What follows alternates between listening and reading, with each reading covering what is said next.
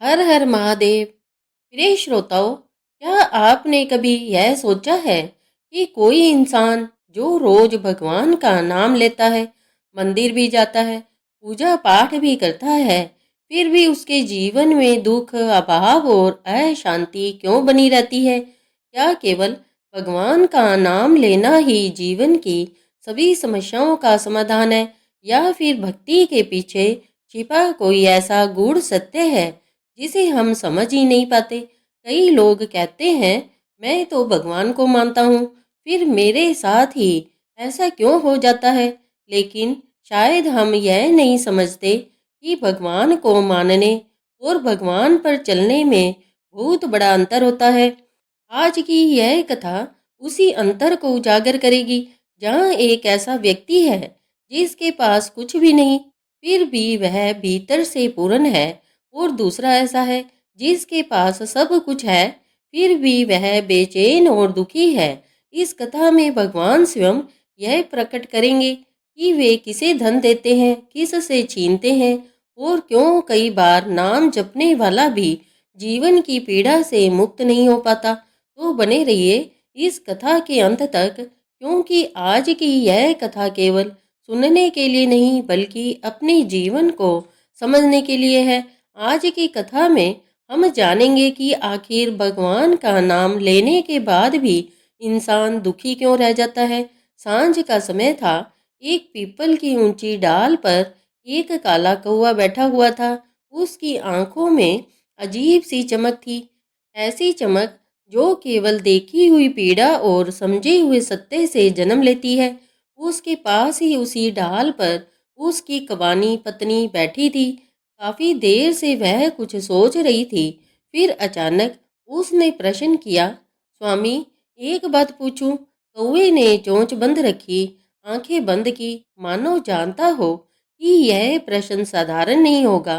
पत्नी ने आगे कहा, हम रोज मनुष्यों को देखते हैं, कोई दिन रात भगवान का नाम लेता है, फिर भी दर दर भटकता है, और कोई भगवान का नाम तक नहीं लेता, फिर भी धन वैभव और सुख में डूबा रहता है। क्या भगवान अन्यायी है, या फिर हम ही कुछ नहीं समझ पाए? यह सुनते ही कौवे ने गहरी सांस ली। उसकी आंखों में जैसे वर्षों की कथाएं उमड़ आई। वह बोला, देवी, तुमने बहुत गहरा प्रश्न पूछ लिया है। यह वही प्रश्न है जो मनुष्य को तोड़ भी देता है और जोड़ भी देता है। कौवा थोड़ा रुका, फिर बोला, आज मैं तुम्हें एक कथा सुनाऊंगा। ये कथा मैंने अपनी आंखों से नहीं बल्कि समय की गोद में बैठकर सुनी है। ये कथा बताएगी कि भगवान किसे देते हैं और किस से छीन लेते हैं, और यह भी कि भगवान को मानने वाले करोड़ों हैं, पर भगवान किन्हें मानते हैं ये बहुत कम लोग जानते हैं। कौवानी ध्यान से सुनने लगी। कौवा बोला, यह कथा है एक ऐसे मनुष्य की जो सबसे गरीब था पर सबसे धनी बन गया। धन से नहीं, धर्म से। बहुत समय पहले की बात है। एक साधारण सा गांव था। उस गांव में ना कोई महल था, ना कोई बड़ा बाजार, पर उसी गांव की एक सड़क के किनारे रोज सुबह एक मनुष्य बैठा करता था। वह था एक मोची। ना उसकी कोई दुकान थी, ना छत वाला घर। कभी चौराहे पर, कभी मंदिर के बाहर, तो कभी बरगद के नीचे वह जूते चप्पल सीता था। दिन भर मेहनत करता तो शाम को चूल्हा जल पाता। कौवा अपनी पत्नी से बोला, देवी, वह मनुष्य इतना गरीब था कि अगर एक दिन काम ना मिले तो उस रात भूखा सोना पड़ता था। पर उसकी एक बात अनमोल थी, वह संतोषी था। वह किसी से ईर्ष्या नहीं करता था, और सबसे बड़ी बात, उसके हृदय में करुणा थी। एक वर्ष सावन आया, धरती हरी हो गई, आकाश से फुहारें गिरने लगी, हर ओर बोल बम्ब की गूंज थी। कावड़िए गंगा से जल लाकर महादेव पर अर्पण करने जा रहे थे। मोची रोज की तरह सड़क किनारे बैठा था। जूता सीते हुए उसकी निगाह उठी। उसने देखा लोग भक्ति में डूबे, कंधों पर कावड़, मुख पर आनंद। उसके हृदय में कुछ हिला। वह मन ही मन सोचा, काश मैं भी एक बार अपने भोलेनाथ के लिए कावड़ ले जा पाता। पर अगले ही क्षण उसकी सच्चाई सामने आ गई। जेब खाली थी, घर में अनाज सीमित था। कौआ धीरे से बोला, देवी, यही वह क्षण होता है जहाँ अधिकांश मनुष्य ईश्वर से शिकायत करते हैं। पर उस मोची ने शिकायत नहीं की। उसने केवल इतना कहा, हे महादेव, इस साल नहीं अगले साल सही। उस दिन के बाद मोची की भक्ति बदल गई। अब वह पूजा इसलिए नहीं करता था कि कुछ मिले, बल्कि इसलिए करता था कि मन को शांति मिले। एक दिन रास्ते में उसकी दृष्टि एक मिट्टी की गुल्लक पर पड़ी। विचार आया, अगर रोज एक एक सिक्का बचाऊं तो शायद अगले सावन तक कावड़ बन सके। यहीं से कथा ने मोड़ लिया। कौआ अपनी पत्नी से बोला, देवी, भगवान को बड़े व्रत नहीं चाहिए, उन्हें चाहिए नियत। कौआ ने कथा रोक दी। पत्नी ने पूछा, फिर क्या वह सच में कावड़ ले जा पाया? कौआ मुस्कुराया, यही तो कथा है। अभी तो केवल बीज बड़ा है, फल तो आगे मिलेगा। फिर गंभीर स्वर में बोला, अगले भाग में तुम सुनोगी कैसे एक प्यासा बूढ़ा ईश्वर बनकर आया और कैसे एक निर्णय ने भाग्य बदल दिया। कौआ कुछ क्षण चुप रहा, फिर उसकी आवाज और गंभीर हो गई। उसने अपनी पत्नी से कहा, देवी, अब ध्यान से सुनना, क्योंकि यहीं से ईश्वर की असली परीक्षा प्रारंभ होती है। समय बीतता गया, दिन महीने में और महीने वर्ष में बदल गए। मोची अपने संकल्प पर अड़िग रहा। रोज मेहनत करता, रोज भगवान शिव का स्मरण करता और जो थोड़ा बहुत बच पाता उसे उसी मिट्टी की गुल्लक में डाल देता। कई बार ऐसा भी हुआ कि दिन भर काम के बाद जेब में कुछ बचा ही नहीं। तब वह खाली हाथ घर लौटा, लेकिन मन में कभी शिकायत नहीं आई।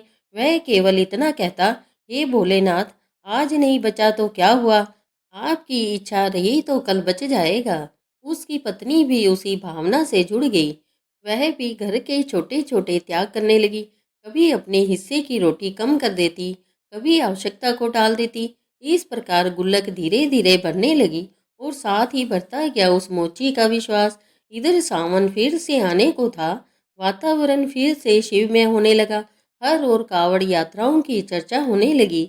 जैसे ही सावन का पहला दिन आया, मोची ने कांपते हाथों से गुल्लक उठाई और उसे तोड़ा। जब सिक्कों की आवाज जमीन पर गिरी तो उसकी आंखें भर आई। उसे विश्वास नहीं हो रहा था कि इतने कम साधनों में भी इतना धन इकट्ठा हो सकता है। उसने भगवान शिव के सामने सिर झुकाकर कहा, प्रभु, यह सब आपकी कृपा है। अब मैं आपके लिए कावड़ अवश्य ले जाऊंगा। उसने बाजार जाकर साधारण सी लेकिन स्वच्छ और सुंदर कावड़ खरीदी। उसे अपने हाथों से सजाया। उसमें कोई दिखावा नहीं था, केवल श्रद्धा थी। फिर वह गंगा तट की ओर चला। गंगा स्नान किया, जल भरा और कावड़ को कंधे पर रख लिया। उसका मन आनंद से भर गया। वह नाचता नहीं था, ऊंचे स्वर में नारे नहीं लगा रहा था, पर उसका मन भीतर से ओम नमः शिवाय का जाप कर रहा था। वह जैसे जैसे आगे बढ़ रहा था, रास्ते में अनेक कावड़िए मिले। कुछ थके हुए थे, कुछ जल्दबाजी में थे, कुछ केवल परंपरा निभा रहे थे। तभी एक स्थान पर उसने देखा कि सड़क किनारे एक बहुत ही वृद्ध पुरुष बैठा है। शरीर दुर्बल, आंखें बुझी हुई, गला सूखा हुआ।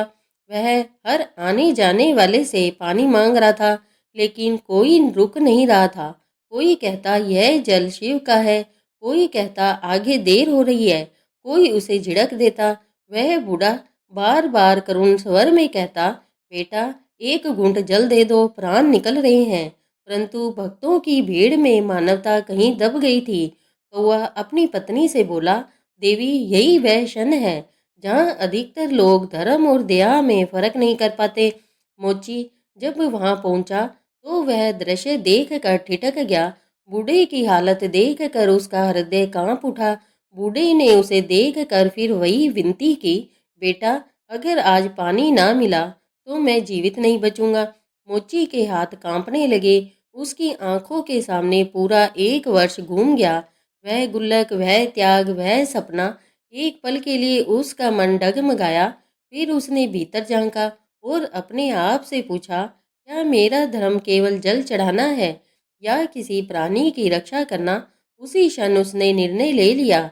उसने मन ही मन भगवान शिव से कहा, हे प्रभु, यदि आप सच्चे हैं तो आप मेरी भावना समझेंगे। यदि यह जल आज आपके लिए नहीं चढ़ा तो भी आप नाराज नहीं होंगे। इतना कहकर उसने कावड़ से जल निकाला और उस बूढ़े व्यक्ति को पिला दिया। बूढ़े की आंखों में जान लौट आई। उसने गहरी सांस ली। मोची ने सिर पर हाथ रखा और मंद मुस्कान के साथ कुछ बेलपत्र उसके लोटे में रख दिए। कहा, बेटा, आज तुम खाली हाथ नहीं जाओगे। घर जाकर पूजा के स्थान पर इस लोटे को रख देना। सुबह देखना। इतना कहकर वह बूढ़ा धीरे धीरे आगे बढ़ा और कुछ ही दूरी पर अदृश्य हो गया। मोची समझ नहीं पाया कि यह सब क्या हुआ। वह बिना जल के, बिना कावड़ के घर लौट आया। पत्नी को सारी बात बताई। दोनों ने बिना किसी अपेक्षा के पूजा की। रात बीती। सुबह जब उन्होंने लोटा खोला तो उसमें स्वर्ण मुद्राएं चमक रही थी। कौआ यहाँ रुक कर अपनी पत्नी से बोला, देवी, यहीं से ईश्वर देने लगते हैं। लेकिन कहानी अभी समाप्त नहीं हुई, क्योंकि ईश्वर देना जानते हैं तो परीक्षा भी पूरी लेते हैं। जब वह मोची स्वर्ण मुद्राएं देखकर स्तब्ध रह गया, तब उसके हाथ कांप रहे थे, आंखों से आंसू बह रहे थे और मन में केवल एक ही भाव था कि यह सब किसी मनुष्य की शक्ति नहीं, बल्कि उसी करुणामय सत्ता की लीला है, जिसने उसे 1 वर्ष पहले त्याग करना सिखाया था। उसने उन मुद्राओं को छुआ नहीं, बल्कि पहले भगवान शिव का स्मरण किया और कहा कि हे प्रभु, यह धन मेरा नहीं है। यदि आपने दिया है तो इसका उपयोग भी आपकी इच्छा से ही होगा। उसी दिन से उसके जीवन की दिशा बदल गई। उसने दिखावे में धन नहीं लुटाया, ना किसी को नीचा दिखाया, बल्कि उसी पुराने स्वभाव के साथ अपने काम को आगे बढ़ाया। अंतर केवल इतना था कि अब उसके पास स्थिर स्थान था। उसने एक छोटी सी दुकान ले ली, जहाँ वह जूते चप्पल ठीक करता, मेहनत करता और ईमानदारी से ग्राहकों की सेवा करता। धीरे धीरे उसकी सच्चाई, व्यवहार और कर्मठता के कारण उसकी दुकान चलने लगी। लोग दूर दूर से आने लगे। धन अपने आप आने लगा, लेकिन उसके मन में कभी अहंकार नहीं आया। वह रोज प्रातः शिव का नाम लेता और संध्या को धन्यवाद देता। परंतु संसार ऐसा है कि जब किसी का भाग्य बदलता है तो सबसे पहले दृष्टि उन्हीं की जाती है जो रक्त से जुड़े होते हैं। उसी गांव में उसका एक भाई भी रहता था, जो उससे पहले से ही दुकान चलाता था, जिसके पास साधन थे, प्रतिष्ठा थी और समाज में नाम भी था। उसने जब देखा कि जो भाई कभी सड़क किनारे बैठकर 2 वक्त की रोटी के लिए जूते सीता था, आज उसकी दुकान चल रही है, घर बन रहा है और लोग सम्मान से बात कर रहे हैं, तो उसके भीतर कहीं ना कहीं एक आग जल उठी। वह आग ईर्ष्या की थी। उसने मन ही मन सोचा कि यह कैसे संभव है।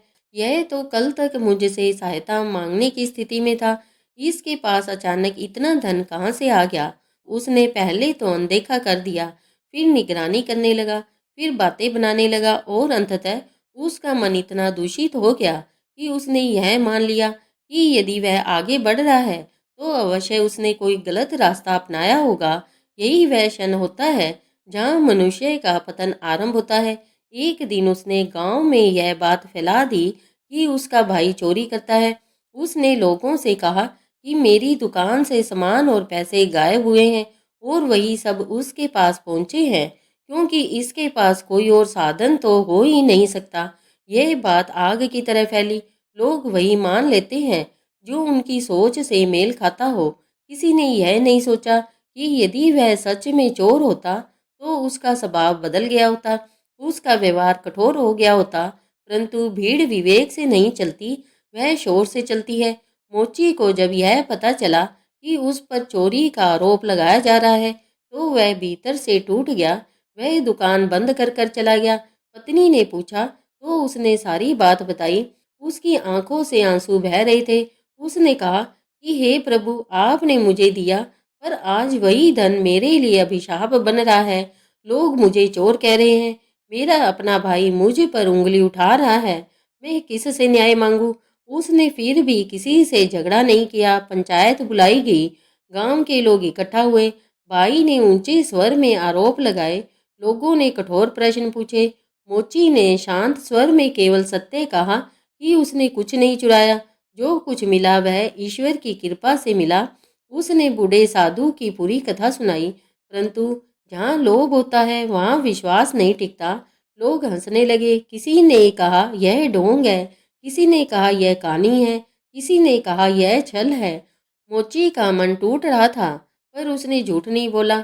उसने केवल यही कहा कि यदि मैं दोषी हूँ तो मुझे दंड मिले, पर यदि निर्दोष हूँ तो ईश्वर स्वयं मेरी रक्षा करेंगे। उसी क्षण उसने भीतर से पुकार लगाई, कोई मंत्र नहीं, कोई विधि नहीं, केवल आंसुओं से भरी पुकार। और जब पुकार सच्ची होती है तो उत्तर मौन से नहीं आता। उसी सभा में वातावरण बदलने लगा, हवा भारी हो गई, लोगों के स्वर रुक गए। और तभी वहां वही तेजस्वी स्वर गूंजा जिसने एक दिन बूढ़े के रूप में जल मांगा था। भगवान शिव प्रकट हुए। उनका स्वर कठोर नहीं था, पर न्याय से भरा था। उन्होंने कहा कि जिसने ईर्ष्या को स्थान दिया वही अंधा हो गया, जिसने दया को अपनाया वही मेरा भक्त हुआ। उन्होंने भाई को उसके कर्मों का दर्पण दिखाया, बताया कि जब यह भूखा था तब तुमने पूछा नहीं, जब यह तुच्छ था तब तुमने देखा नहीं, और जब मैंने इसे उठाया तो तुमने सहन नहीं किया। सभा में सन्नाटा छा गया। लोग भय और पश्चाताप से झुक गए। भाई का सिर नीचे था। मोची रो रहा था, पर उस रोने में अब पीड़ा नहीं थी, उसमें मुक्ति थी।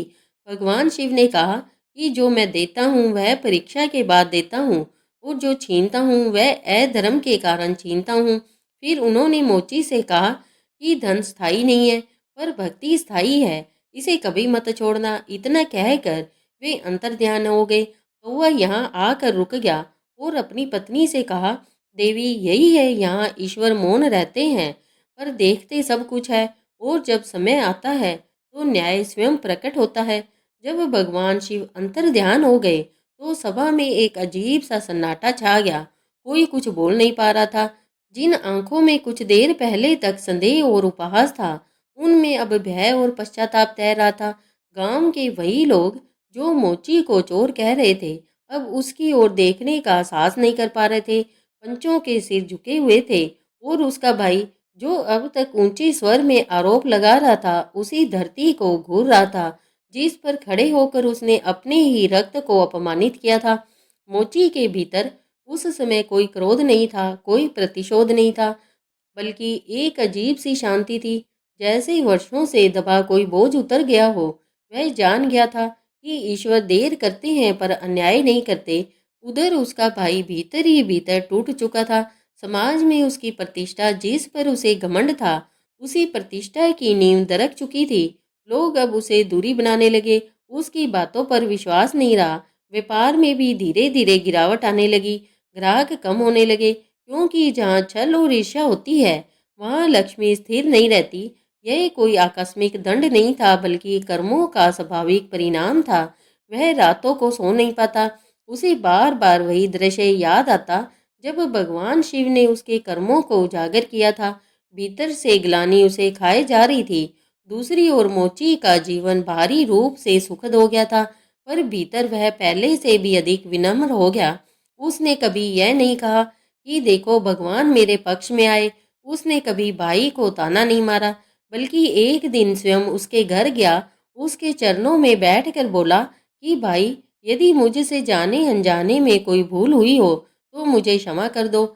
यह सुनकर उसका भाई फूट फूट कर रो पड़ा, क्योंकि उसे पहली बार समझ आया कि वास्तविक संपत्ति धन नहीं, बल्कि वह हृदय है जिसमें दया और क्षमा बसती है।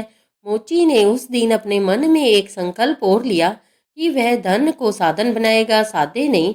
उसने गरीबों की सहायता शुरू की, पर बिना घोषणा के, बिना दिखावे के। उसने भूखों को भोजन दिया, यात्रियों को जल पिलाया, और हर उस व्यक्ति की सहायता की जो सच में आवश्यकता में था। समाज धीरे धीरे बदलने लगा। लोग समझने लगे कि धर्म केवल मंदिर नहीं बल्कि व्यवहार में होता है। गांव में पहले जहाँ ईर्ष्या थी, वहाँ अब आत्मचिंतन होने लगा।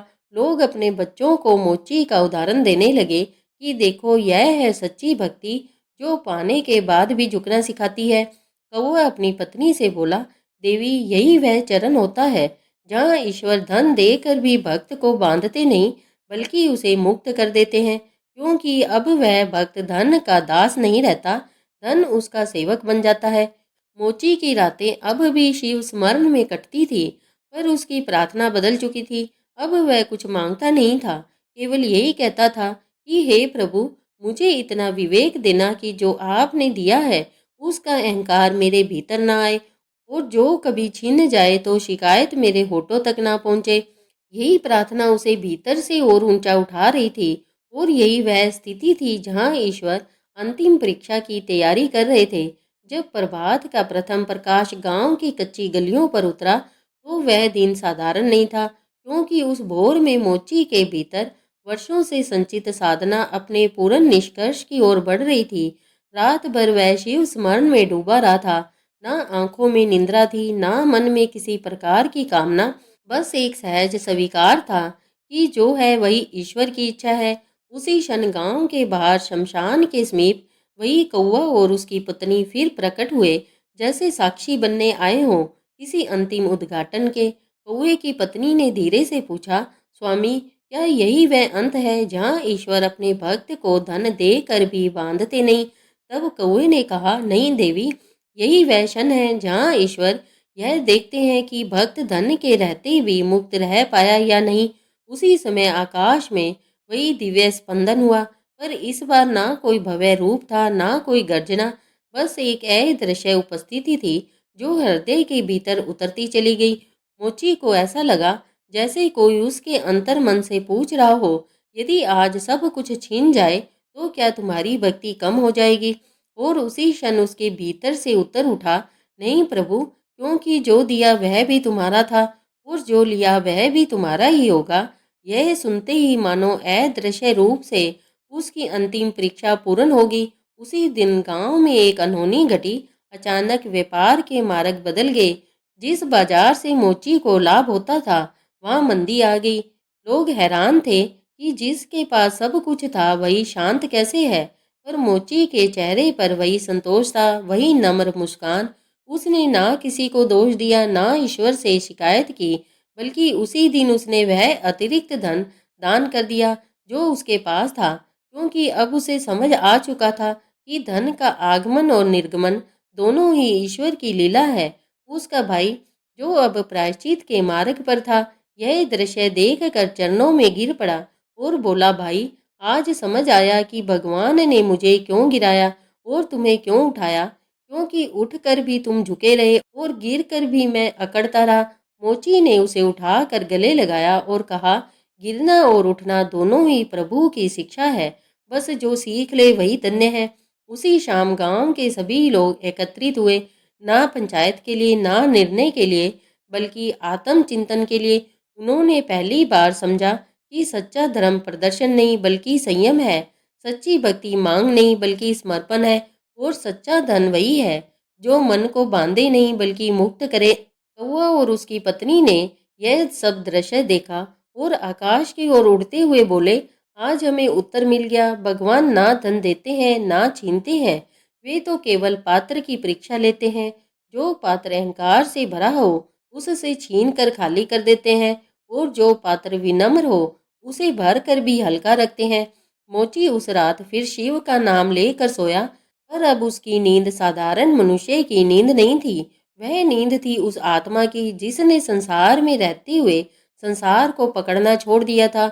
और यही वह अवस्था थी जहाँ मनुष्य जीव नहीं रह जाता, साधक बन जाता है, और साधक के लिए ना लाभ रहता है ना हानि, केवल लीला का रस रहता है। यही इस कथा का अंतिम सत्य है, यही शिक्षा है, और यही वह गूढ़ रहस्य है जिसे समझ लेने पर जीवन स्वयं साधना बन जाता है। इस पावन कथा को अंत तक सुनने के लिए आप सभी का दिल से धन्यवाद। आशा है कि इस कथा से आपको कुछ ना कुछ सीख और शांति अवश्य मिली होगी। भगवान से यही प्रार्थना है कि वे आप सभी के जीवन में सुख, शांति और सद्बुद्धि बनाए रखे। ओम नमः शिवाय। हर हर महादेव। प्रिय श्रोताओं, आप सभी को यह कथा कैसी लगी? उम्मीद है कि आप सभी को यह कथा पसंद आई होगी। यदि आप सभी को यह कथा पसंद आई है तो इस वीडियो को लाइक करें और अपने परिवारजनों एवं दोस्तों को अधिक से अधिक शेयर करें। यदि आप हमारे चैनल पर नए हैं या अभी हमारे चैनल से नहीं जुड़े हैं तो हमारे चैनल त्योहार गाइड को सब्सक्राइब कीजिए और बेल आइकन बटन को क्लिक कीजिए, ताकि कोई भी नई वीडियो अपलोड होते ही उसका नोटिफिकेशन आप तक पहुंच सके। हर हर महादेव। ओम नमः शिवाय।